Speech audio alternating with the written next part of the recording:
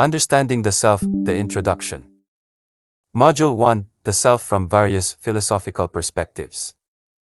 Think back to when you were just a child, before school, before any formal education. What's one of the very first things we all learned? Our names. We were taught how to say them, how to write them, how to make them our own. Our parents didn't pick these names at random, they spent time carefully choosing them. Maybe they named you after a famous celebrity, a respected politician, or even a saint. Why? Because names aren't just a bunch of letters thrown together. They carry meaning, they represent who we are in the world. From the start, we learned to respond when someone called our name because that name became a symbol of our identity. Remember in school, how we were always told to write our names at the top of our papers and projects.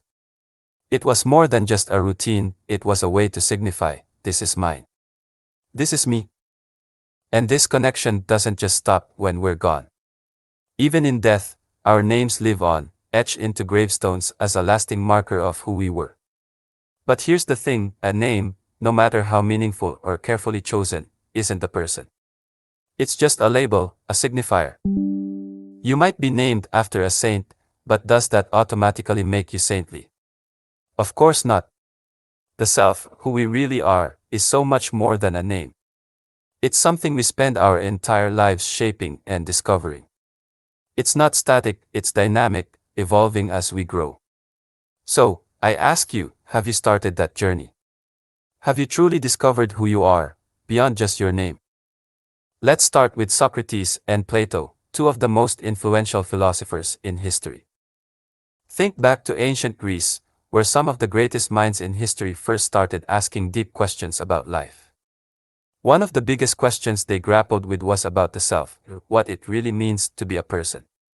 These early philosophers decided to move away from mythological stories and instead sought to understand reality in a new way.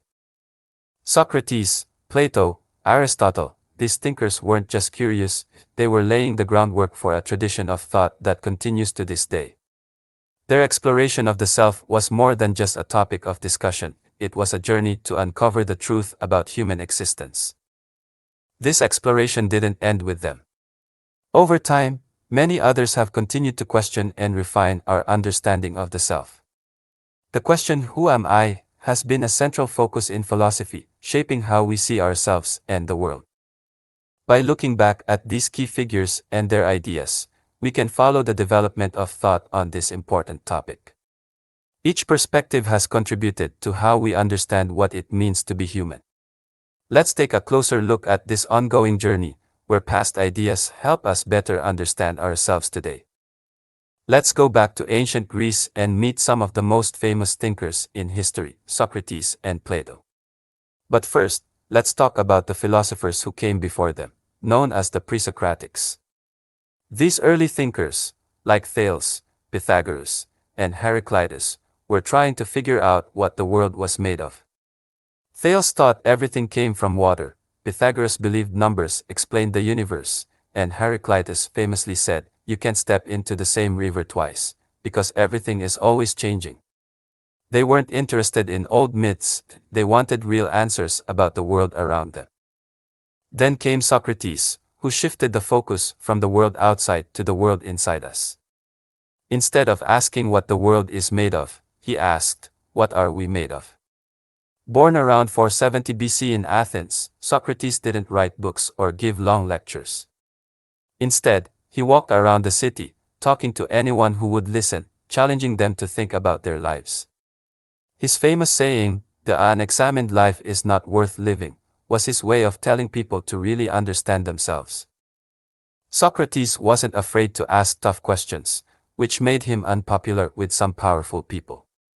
He was eventually put on trial for corrupting the youth and disrespecting the gods. Even at his trial, Socrates stood by his beliefs, saying his only crime was making people think about who they really are. Socrates believed that every person is made up of two parts, the body and the soul.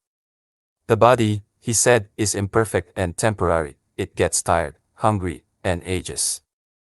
But the soul is perfect and eternal. For Socrates, understanding and taking care of your soul was the most important thing you could do. Plato, Socrates' most famous student, took these ideas and expanded on them. Plato, who came from a wealthy family, was so inspired by Socrates that he decided to dedicate his life to philosophy. He wrote down many of Socrates' teachings and added his own ideas, becoming one of the most influential philosophers in history. Plato agreed with Socrates that humans are made up of a body and a soul.